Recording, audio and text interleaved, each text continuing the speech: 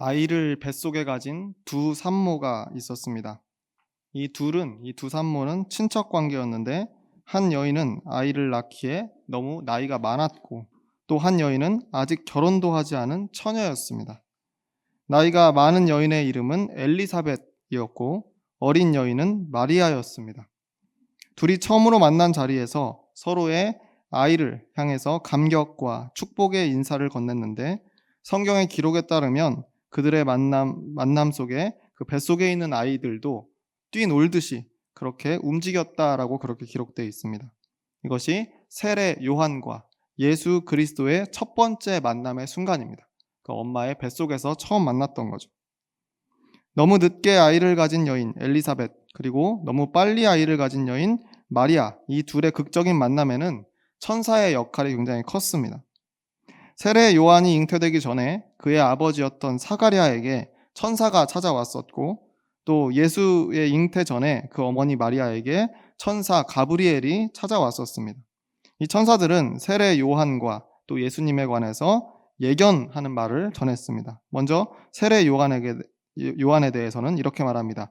누가복음 1장 13절 말씀, 그리고 또 17절 말씀인데 이렇게 되어 있습니다. 천사가 그에게 이르되 사가랴여 무서워하지 말라. 너의 간구함이 들린지라. 내 아내 엘리사벳이 내게 아들을 낳아주리니 그 이름을 요한이라 하라. 그가 또 엘리야의 심령과 능력으로 주 앞에 먼저 와서 아버지의 마음을 자식에게, 거스르는 자를 의인의 슬기에 돌아오게 하고 주를 위하여 세운 백성을 준비하리라. 이렇게 말했습니다. 또한 천사 가브리엘은 예수에 대해서 이렇게 이야기합니다. 누가복음 1장 31절에서 33절 말씀인데 이렇게 되어 있습니다. 보라, 내가 잉태하여 아들을 낳으리니 그 이름을 예수라 하라. 그가 큰 자가 되고 지극히 높으신 이의 아들이라 일컬어질 것이요 주 하나님께서 그 조상 다윗의 왕위를 그에게 주시리니 영원히 야곱의 집을 왕으로 다스리실 것이며 그 나라가 무궁하리라. 이렇게 예견했습니다. 그리고 마리아에게 세례 요한의 존재에 대해서도 이 예수님의 어머니였던 마리아에게 이 세례 요한이라고 하는 아이가 지금 태어난다, 지금 뱃속에 있다라고 하는 그 존재에 대해서도 알려줍니다. 천사가 알려주는데 이어지는 누가복음 1장 36절과 37절 말씀. 보라, 내 친족 엘리사벳도 늙어서 아들을 배었느니라. 본래 임신하지 못한다고 알려진 이가 이미 6달이 되었나니 대저 하나님의 모든 말씀은 능하지 못하심이 없느니라. 이 말씀을 통해서 마리아도 알게 된 거죠. 자신의 친척이었던 엘리사벳도 임신을 했구나. 또 거기에게 하나님의 약속된 아이가 있구나 라고 하는 사실을 깨달았던 겁니다. 그래서 이 두 여인의 극적인 만남이 이루어질 수 있었던 겁니다. 어머니들끼리 먼저 만나기는 했지만 세례 요한과 예수님도 아마 어린 시절부터 서로에 대해서 부모님께 들어서 알고 있었을 겁니다. 특히 세례 요한에게는 자신은 준비하는 자, 그리고 예수님께는 다윗의 왕위를 이을 자라고 하는 그런 인식이 그 아이들에게 각각 있었을 것이다 라고 생각을 합니다. 이 만남 이후에 누가복음 3장에 이르면 드디어 장성한 세례 요한이 등장하는데 이스라엘 앞에 서서 여러 가지 사역들을 하게 되죠. 누가복음 3장 4절 말씀에 그 모습을 이렇게 표현하고 있는데 선지자 이사야의 책에 쓴 바 광야에서 외치는 자의 소리가 있어 이르되 너희는 주의 길을 준비하라. 그의 오실 길을 곧게 하라. 구약 성서에는 이사야 40장에 쓰였던 말을 여기서 다시 세례 요한에게 적용하고 있는 겁니다. 세례 요한이 이와 같은 역할을 감당하고 있었다는 거예요. 그때 예전에 선지자 이사야에게 주신 말씀은 물론 바벨론 포로기의 시기를 지나 그때를 이야기하고 있었던 건데 이제 그 시기를 다 지나서 다시 이제는 세례 요한이 감당해야 할 역할, 그 지금 이 시대에 맞는 그 역할들을 생각할 때 그것이 마치 광야에서 외치는 자와 같다라는 그런 의미를 여기서 담고 있는 겁니다. 물론 그때는 바벨론의 포로긴 했지만 이제는 이 세례 요한의 시대에는 로마의 지배에 갇혀 있었던 그런 시대였죠. 또 안으로는 권력의 눈이 먼 지도자들, 그리고 타락해버린 선지자들, 율법만을 신봉하면서 사람들을 정죄하기 바쁜 바리새인들이 그렇게 계속해서 설치던 그런 시대였습니다. 그 시간을 다 끝내고 돌이켜서 예루살렘으로 돌아가는 그 광야의 길, 그 길을 닦는 사람, 그 사람이 지금 세례 요한이다라고 누가복음이 증거하고 있는 겁니다. 세례 요한 입장에서는 자신이 무슨 일을 해야 하는지 이미 태어나기 전부터 천사를 통해서 알려진 바가 있었고, 또 그것을 부모가 다 듣고 계속 교육하지 않았겠습니까? 심지어 이 요한은 제사장의 아들이었습니다.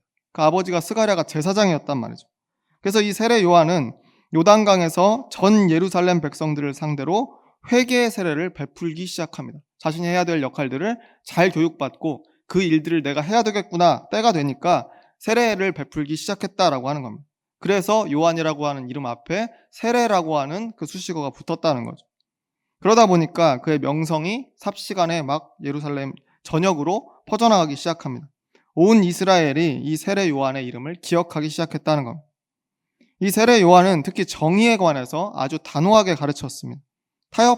타협하지 않았습니다. 그래서 훗날 분봉왕이었던 헤로데에게 잡혀서 옥에 갇히고 거기서 처형을 당할 때도 그 마지막 순간까지도 전혀 눈치를 보거나 변명하거나 자신의 목숨을 위해서 자신이 지금까지 전했던 말씀을 번복하거나 그런 일들이 없었다는 겁니다. 바른 말을 하다가 결국 체포당하고 또 죽임까지 당했다라고 하는 거죠. 그래서 마지막 그 순간에 워낙 이 세례 요한이 인기가 높으니까 백성들이 다 응원하고 있지 않았겠어요? 그러다 보니까 헤롯도 처음에 잡자마자 그를 처형하지는 못합니다. 눈치를 보면서 그에게 해를 가했던 그 정도의 사람이 바로 세례 요한이었습니다. 하나님이 맡기신 자신의 역할을 알고 또 완벽하게 수행하고 있었던 세례 요한, 이 세례 요한을 두고 한마디로 난세의 영웅이었다라고 저는 그렇게 평가하고 싶습니다. 당시 이스라엘에게는 이 포로기, 바벨론 포로기 이후로 약 400년 동안 제대로 된 선지자가 나타나질 않았습니다. 선지자가 있던 시대로부터 약 5세대 이상이 지금 지난 상황입니다. 그래서 기나긴 가뭄의 단비처럼 그렇게 나타난 인물이 바로 세례 요한이었다라고 하는 겁니다. 그래서 많은 사람들이 당연히 세례 요한을 두고 한 가지를 생각하기 시작했습니다. 혹시 이 사람이 그리스도가 아닌가? 이 세례 요한이 우리가 그렇게 기다리던 구원자가 아닌가? 그 메시아가 아닐까라고 사람들이 생각했다는 거죠.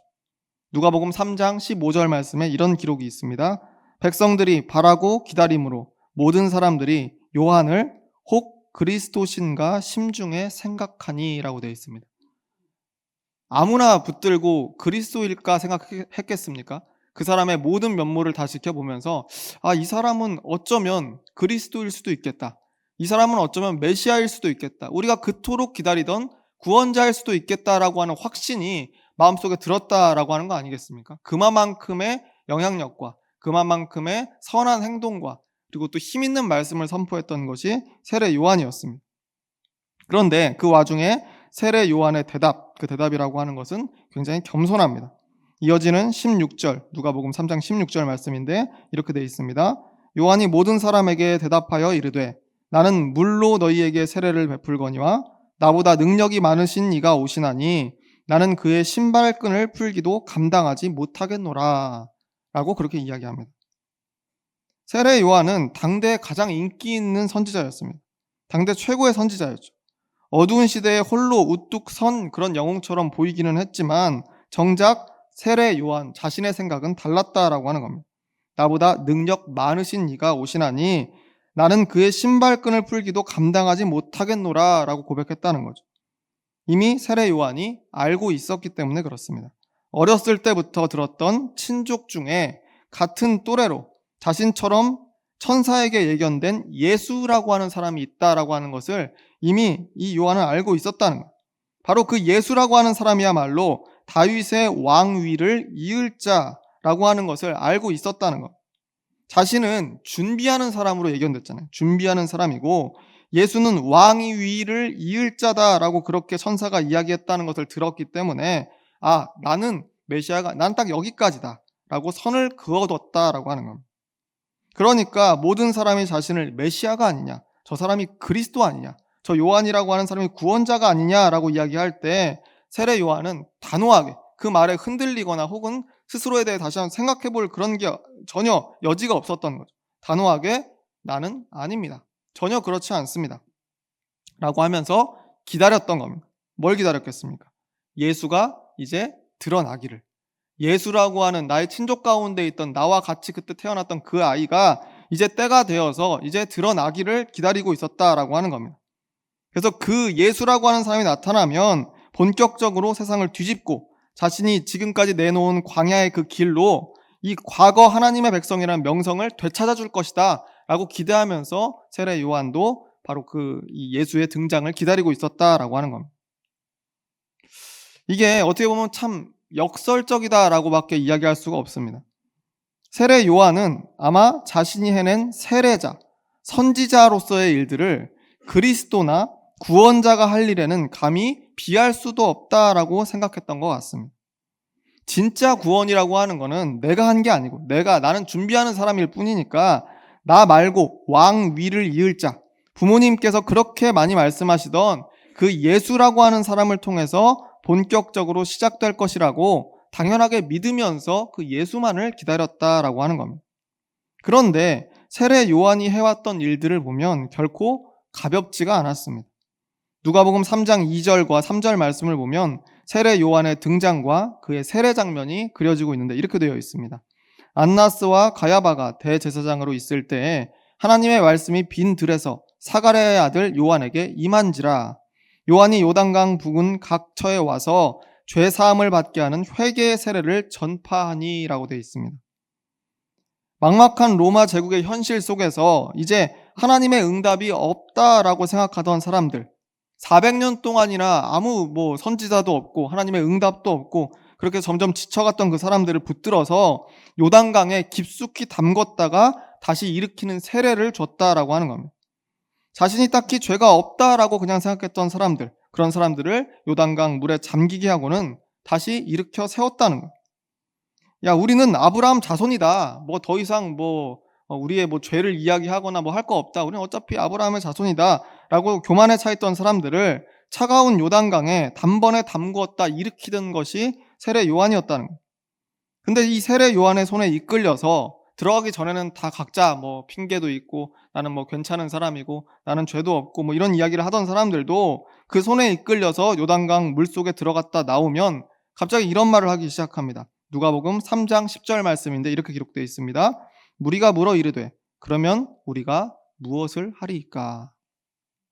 들어가기 전에는 다 자기의 삶에 자신이 있었죠. 나는 죄 없는 사람이고 나는 어차피 아브라함의 후손이고 나는 하나님의 백성 이스라엘이다 라고 그렇게 교만했던 그 사람들이 그 물속에만 들어갔다 나오면 우리가 무엇을 하리이까? 라고 그렇게 이야기했다는 겁니다.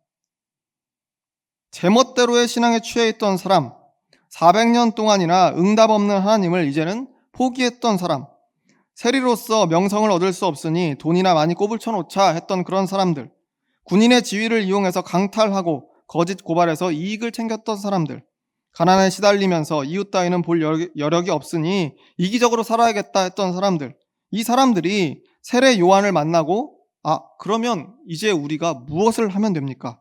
이제 무엇을 하리이까? 라고 물었다라고 하는 겁니다. 이렇게 만든 것 자체가 엄청난 기적 아니겠습니까? 그냥 형식적으로 세례 요한이 사람들을 물에 담궜다 뺀 것이 아니라는 거예요. 이전의 삶이 물속에서 죽고 물 밖으로 나오면서 새로운 삶을 살게 되었다는 겁니다. 수많은 사람들이. 이것이 바로 거듭남이라는 거예요. 거듭남. 거듭 태어났다는 그 참 의미가 여기에 있지 않겠습니까? 이건 단순히 세례 요한이 한 것이 아니죠. 하나님이 그를 통해서 강하게 역사하신 거 아니겠습니까? 대단한 일을 해낸 겁니다. 세례 요한이 하나님의 복음의 통로가 되었다는 것. 그럼에도 정작 세례 요한 자신은 더 강한 구원자를 기다리고 있었습니다. 오리라고 했던 그 구원자, 메시아, 그리스도가 완전히 뒤집어버릴 세상만을 고대하면서 기다렸다라고 하는 거예요. 자신의 눈앞에서 지금 사람들이 변화받고 세례로 거듭남을 막 체험하고 있어도 그것은 그냥 하나님 나라의 전조 현상에 불과하다라고 생각했다라고 하는 겁니다. 진짜 백이 구원이라고 하는 것은 더욱 거창하게 있을 것이다. 그것도 일순간에 급하게 초월적으로 일어나게 될 것인데 그것은 바로 부모님이 그렇게 이야기하던 그 예수라고 하는 인물을 통해서 이루어질 거니까 나는 그에 미치지 못, 내가 어떤 일들을 행하든지 그것은 별로 대단한 것이 아니다 라고 그렇게 생각했다라고 하는 겁니다. 그래서 이 요한은 예수에 대해서 기대하면서 사람들에게 이렇게 말합니다. 누가복음 3장 9절 말씀 그리고 또 16절 하반절에서 17절까지 말씀에 이렇게 기록되어 있습니다. 이미 도끼가 나무 뿌리에 놓였으니 좋은 열매 맺지 아니하는 나무마다 찍혀 불에 던져지리라. 그는 성령과 불로 너희에게 세례를 베푸실 것이요 손에 키를 들고 자기의 타작마당을 정하게 하사 알곡은 모아 곳간에 들이고 쭉정이는 꺼지지 않는 불에 태우시리라. 이게 요한이 생각한 예수 그리스도의 사역입니다. 이런 분이 오실 것이다 라고 그렇게 기대했다라고 하는 거예요. 그런데 이 말씀들을 보시면 이 막 불에 던져지고 불로 세례를 베푸시고 불에 태우시고 이런 표현들이 막 있지 않습니까? 그런데 우리가 아는 예수님과 지금 이 세례 요한의 말씀이 일치합니까? 전혀 다릅니다. 여기서 세례 요한이 이야기하는 것은 온 세상에 군림하는 심판자를 묘사하고 있습니다. 그런데 예수님은 한 번도 군림하거나 심판하신 적이 없습니다. 힘을 더 큰 힘으로 제압한 적이 한 번도 없다라고 하는 겁니다. 쭉정이를 불에 태우는 것이 아니라 또 가늠한 여인이 돌에 맞을 때 그를 오히려 보호하셨죠. 세상 말로 왕따 당하던 세리가 이 나무에 올라갔을 때 굳이 그를 찾아가서 그의 집에 함께 식사를 하셨습니다. 소외당하는 모든 이들의 친구가 되어주셨고 죄인에게는 또 뭐라고 하십니까? 죄가 사하여졌다. 평안히 가라 말씀하셨습니다. 심판하신 게 아니라는 거예요. 로마의 백부장에게도 은혜를 베푸셨고 이방인 여인의 청을 들어주어서 그 딸을 고쳐주시기도 했습니다. 구별해내고 심판해내는 것이 아니라 쭉정이를 없애버려 불에 태우는 것이 아니라 쭉정이 같은 인생도 알곡으로 만드시는 분이 바로 예수님이셨다라고 하는 겁니다. 세례 요한이 어렸을 적부터 그토록 들어왔던 예수라고 하는 그 이름에 대한 그 기다림과 기대라고 하는 것은 정작 예수님께서 준비해온 십자가의 길과는 크게 어긋나 있었다라고 하는 겁니다. 결국 그 요한은 그 기다림 때문에 정작 자신이 얼마나 지금 귀한 일들을 해내고 있었는지를 제대로 보지도 못했던 겁니다. 세례 요한의 간절한 기다림에 부응하듯이 때가 되어서 결국 예수님께서 세례 요한 앞에 나타나셨습니다. 세례 요한 앞에만 나타나신 것이 아니라 그 자리에 있었던 모든 이스라엘 백성들 앞에 공생의 사역을 이제 시작하시는 그때가 되었습니다. 그래서 요단강가로 나아오시는 거죠. 그리고 요한에게 세례를 받으셨습니다. 세례 요한은 그때 아마 생각했을 겁니다. 이제 드디어 시작될 것이다.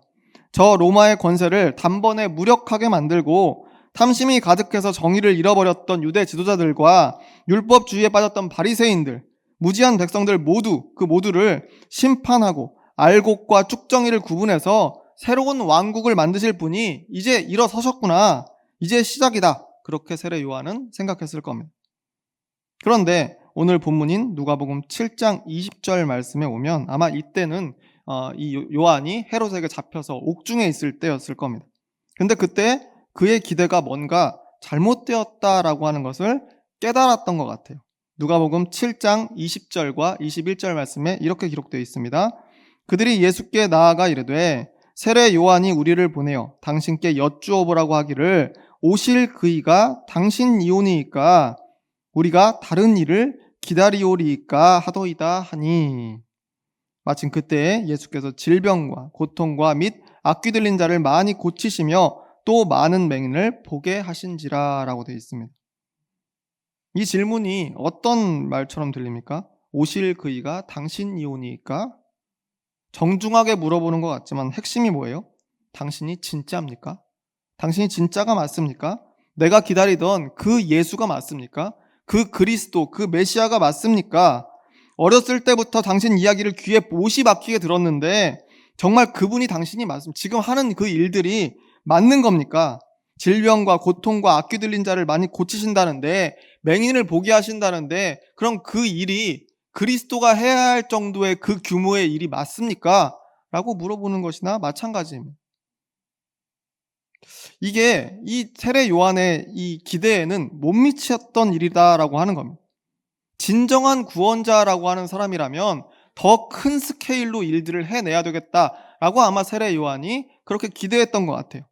그래서 사람들 병자를 치유하고 소외된 자들을 이끌고 또 눈이 먼 사람들을 고쳐주고 이런 모든 일들 속에서 물론 그것도 대단한 일이지만 자신도 세례 요한, 세례를 주면서 많은 사람들을 변화시키는 일들을 해내지 않았습니까?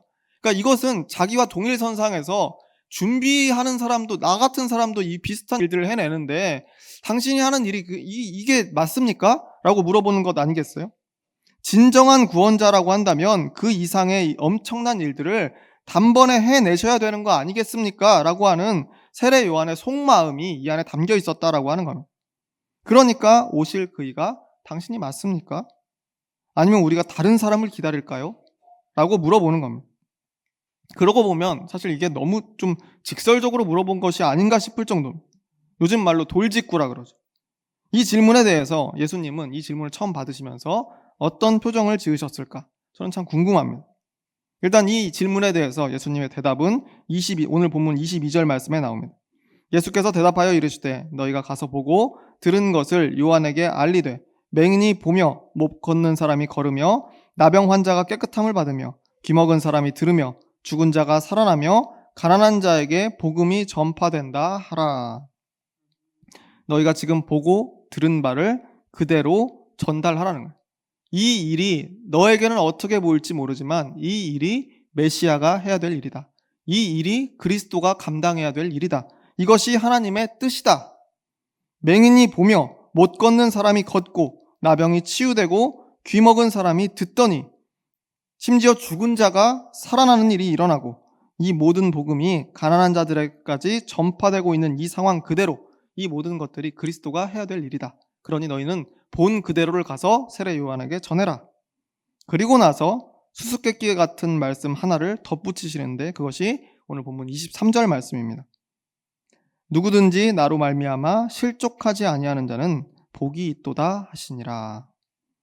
누구든지 나로 말미암아 실족하지 아니하는 자는 복이 있도다. 좀 뜬금없이 이 말씀을 여기다 덧붙이신 것 같지 않습니까? 앞에 내용과 전혀 이어지지 않습니다. 그런데 세례 요한 들으라고 지금 한마디를 덧붙이신 거예요. 누구든지 나로 말미암아 실족하지 아니하는 자는 복이 있다.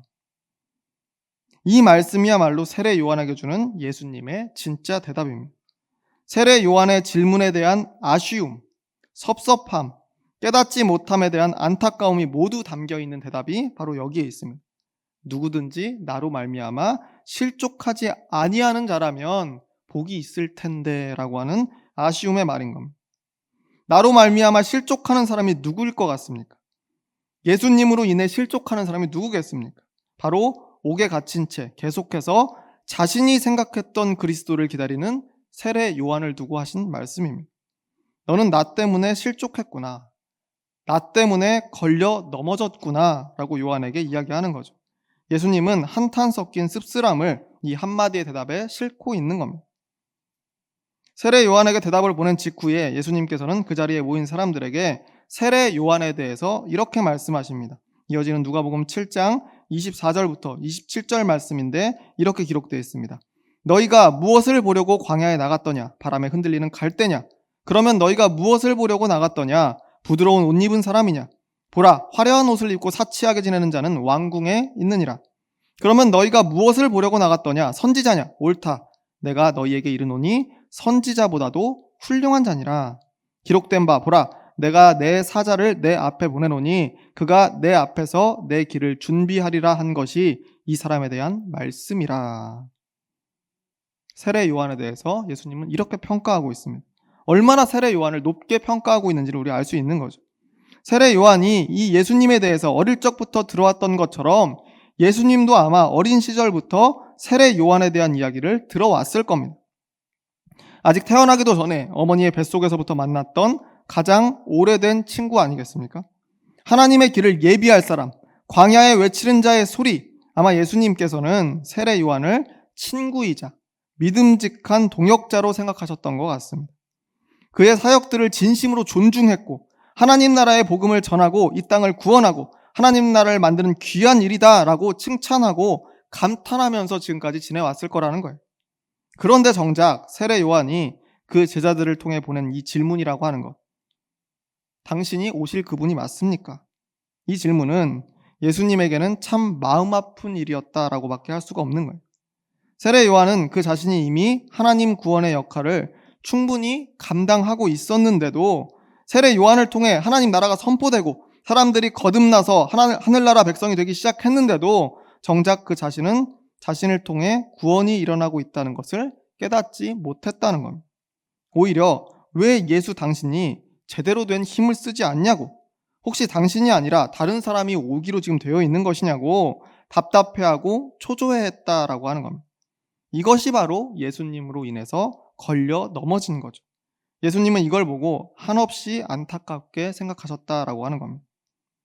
오실 그이가 당신이 맞느냐라고 하는 질문을 들었을 때, 그리고 그 질문을 했던 그 사람이 다른 사람도 아니고 어릴 적부터 들어온 내 신앙의 벗이었던 세례 요한이다라고 하는 것을 알았을 때 예수님의 표정이 어떠했을까? 잘못된 기대와 그리스도에 대한 오해로 소중한 동역자가 그 빛을 잃어버린 것을 아시고 예수님은 아마 씁쓸한 표정을 짓지 않았을까라고 저는 그렇게 생각을 합니다. 저는 아마 세례 요한의 이 질문과 예수님의 대답 사이에는 잠깐 동안 예수님의 쓸쓸한 눈빛이 있었을 것이다 라고 그렇게 상상을 합니다. 그래서 예수님은 최대한의 존중을 담아서 세례 요한에 대해서 사람들에게 말씀하신 후에 마지막으로 이런 말씀을 덧붙이십니다. 이어지는 누가복음 7장 28절 말씀인데 이렇게 되어 있습니다.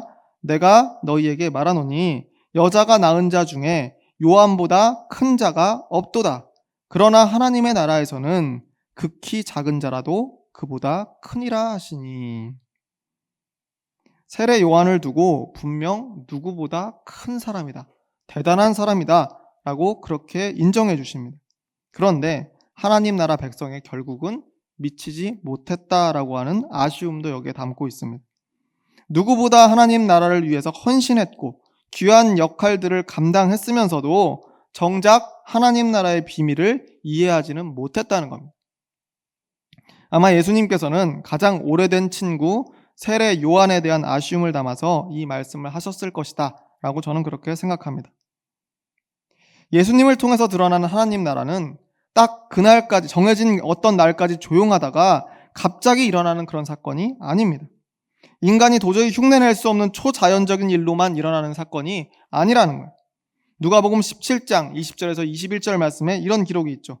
바리새인들이 하나님의 나라가 어느 때에 임하나이까 묻거늘 예수께서 대답하여 이르시되 하나님의 나라는 볼 수 있게 임하는 것이 아니요 또 여기 있다 저기 있다고도 못하리니 하나님의 나라는 너희 안에 있느니라. 어쩌면 하나님 나라는 우리 가운데에서 우리 한 사람 한 사람을 통해서 이미 지어지고 있는지도 모르겠습니다. 기다리면 언젠가 오는 것이 아니라 내가 사는 이 시간, 내 삶의 자리를 하나님의 나라로 조금씩 바꾸어 가는 것이 하나님 나라라고 하는 퍼즐의 한 조각일 수 있다라고 하는 겁니다.